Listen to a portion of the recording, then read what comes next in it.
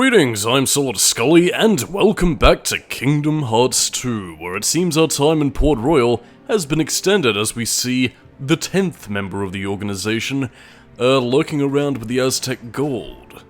I think we all know where this is gonna go.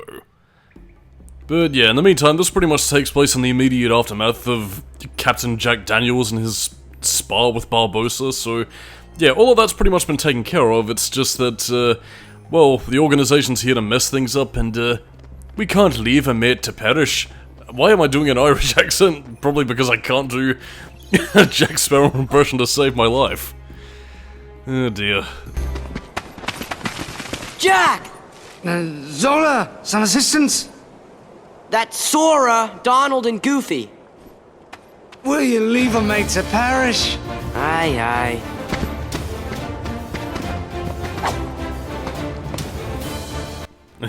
I mean, say what you will about James Arnold Taylor as Jack Sparrow, but like, I mean, he doesn't get the voice exactly nailed down to Johnny Depp's performance, but I mean, I will say this, he does, and maybe it's more of a factor of the writing or whatever, but I don't know, like, I mean, they do get it pretty damn close, at least to the character, at least. Like him miscalling Sora Zola or whatever. I don't know. It's quite fun, but oh, that was quick. But yes, indeedy, as we're soon going to be seeing, yeah, it seems that, Mr. Sparrow is under attack by the nobodies and the heartless. So yeah, we no longer have to deal with the demonized pirates or whatever, but yeah, it's primarily nobody-focused, given who's here, obviously. And now it's pretty much just like a lengthy cutscene explaining that point through text, because budget. And it's not as big as Kingdom Hearts 1, or so I presume, because I believe that game had a bit more voice acting and animate cutscenes comparatively to the default face and text stuff we're seeing here. I mean, to be perfectly honest, it does actually kind of make me appreciate Kingdom Hearts 3 a little bit more, because every cutscene in that game was voiced. Like, I mean, even stuff like this, you had voice samples and dialogue and stuff, so yay, progression and stuff. It's kind of weird, actually. I thought it might have been like a space limitation thing, kind of similar to how they would have reused like a lot of animations and talking heads animations in games like Knights of the Old Republic and stuff, but yeah, to be honest, I really don't know. But anyway, it seems that Will Turner is in danger again. Oh no! So now we have to go save him, except Captain Jack is reluctant for whatever reason. Oh, what happened to our buddy-buddy camaraderie? Well, then again, I'm really not too sure what the relationship between these three was like at the end of Curse of the Black Pearl, because I've never seen it. Although, and I really have nothing else to say about the movie, to be honest. Except for some trivia, because this is AHAT96's favourite Pirates of the Caribbean movie. Something I only know from the comments section of our original visit to, well, Port Royal. Yeah, as you can tell, I'm not really going to have much interesting to say up until we get to more relevant talking points. So, I mean, I suppose I should probably just talk about the 10th member of the organization who will be meeting quite soon. And again, you have heard him talk quite a bit, because he was the gambler of the organization, Luxord. Yeah, the Gambler of Fate. Now, Luxord's backstory, apart from Demyx, is one of the few that hasn't actually been revealed yet. We don't really know what his deal is. But the very tail end of Kingdom Hearts 3 did actually shed a little bit more light on where he was originally from. And yeah, it seems as nobody has crossed over into the other world. At least as of the most recent point in the series. I don't know whether or not he has specific connections to the Master of Masters, or if he and Demyx actually know each other from way back.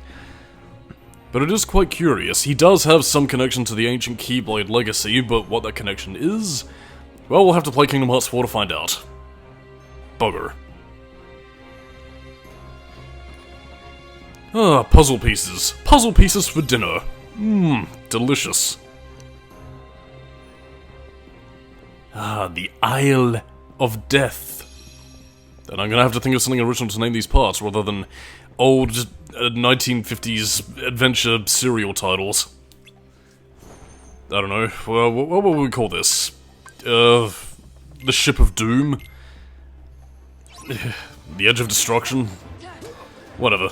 And again, as is typical whenever you travel from one place to another, you get attacked by pirates. And again, similar things also happen with the, again, the rule set. Again, if they go into darkness, they'll pretty much be immune, so drag them into the moonlight, and then they'll pretty much be ready to die. You do also have a few nobodies here, so again, you can take them out just fine, it's just the pirates. This does actually kind of give you a bit of a foreshadowing and a bit of a hint as to, well, what the removal of the Aztec Gold actually does to, you know, a lot of its former occupants. So, yes. Keep on your guard. Come on. Your fate is inevitable, my friend. Step into the light, my son, and be destroyed by the ice.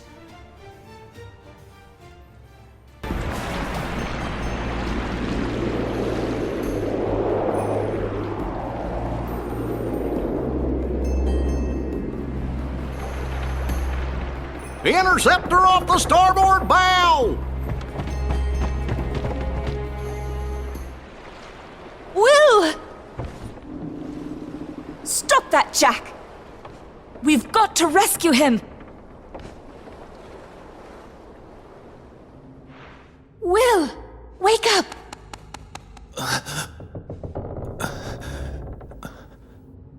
Elizabeth, What happened? the medallions, and the stone chest. Someone's taken them. Next thing I knew, we were attacked. But I couldn't see who it was. His face was shrouded in a black hood. The organization. We found a way out of the cave. But the villains sent a horde of terrible creatures after us. I've never seen their likes before. I think I'm the only one who made it back to the ship. Will! Elizabeth, I feel rather...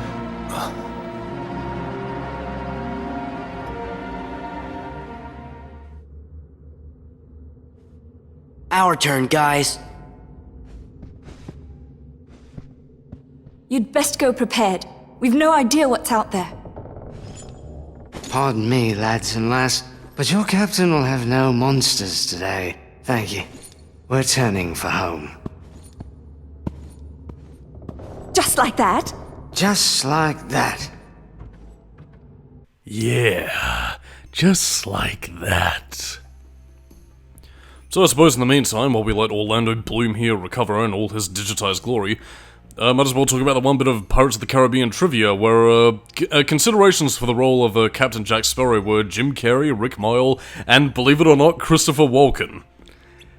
Yeah, Pirates of the Caribbean and, well, I suppose the role of Jack Sparrow probably would have been a very different movie if we had fucking Christopher Walken as Jack Sparrow.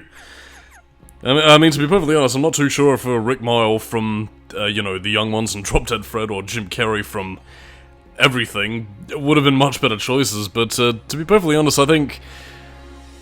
I don't know, it's kind of difficult to imagine, like, very specific roles. Kind of like in a Eric Stoltz, Marty McFly kind of way. You wonder what could have been, but at the same time, though, you can't really imagine, like, very specific roles, you know, without their iconic actors.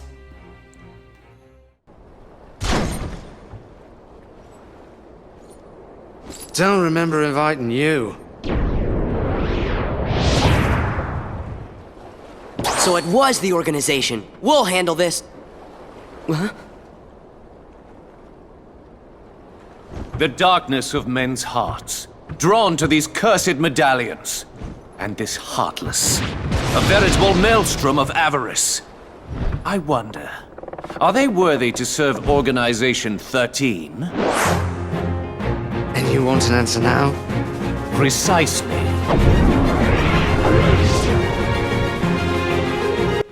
Well, here we go again, and here we also have our final boss of the level. No, the level isn't going to be ending just yet, that's going to be in the next part, but... yeah, kind of surprising and a little bit saddening we don't actually get a Luxord boss fight thus far, actually, but... I mean, we do get to fight the guy himself, but we fight him at kind of an odd time, right towards the end of the game. I mean, I'll point that out when we get to it, but, yeah, kind of odd that we have, like, a first battle with this thing, and... well, eventually we take on Luxord much later. Anyway, this thing really isn't much to speak of now, but he will come back much later on in the world, albeit with a much more pain-in-the-ass gimmick. By the way, this is Goofy's other limit break. See, look, they're attacking him with a shield, and there we go. Whee! By the way, that actually has a very funny D-Link attack in Birth by Sleep. So, yeah, I will definitely be showing it off when I get to that game.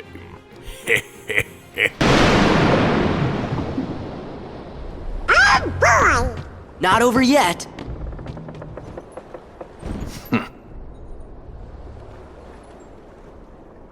Throw him overboard. Aye, aye. Holly! Excuse me? Barley? It's a bit of a pirate's code.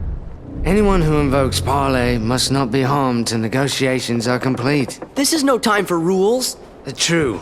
But as we're honorable pirates, we should always stick to the code. Alright, you. Out with it. I surrender the chest with my humblest apologies. Rather accommodating of you, mate. And for that you want... Just a few souvenirs. For the memories. Huh?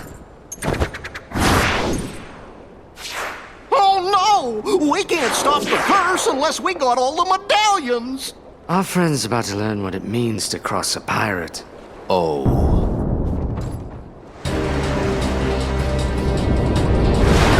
Sora, Donald, Goofy, it's yours.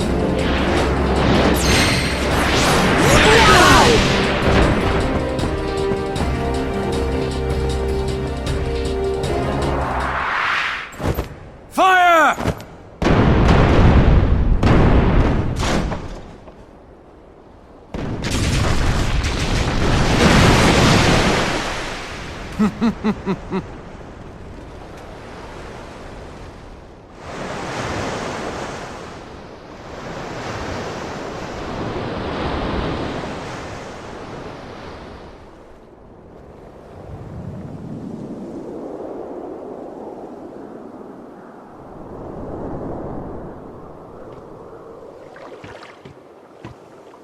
You stole a medallion again?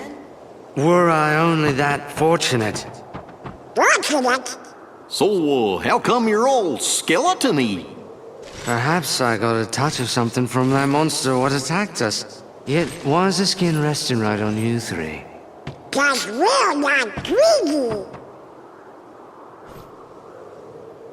What are you looking at? That still doesn't solve the mystery. Gorge, maybe the reason we're all okay is because we're not from this world. You must be different yours. Yeah. We're always just passing through. Wonder when we'll see home again.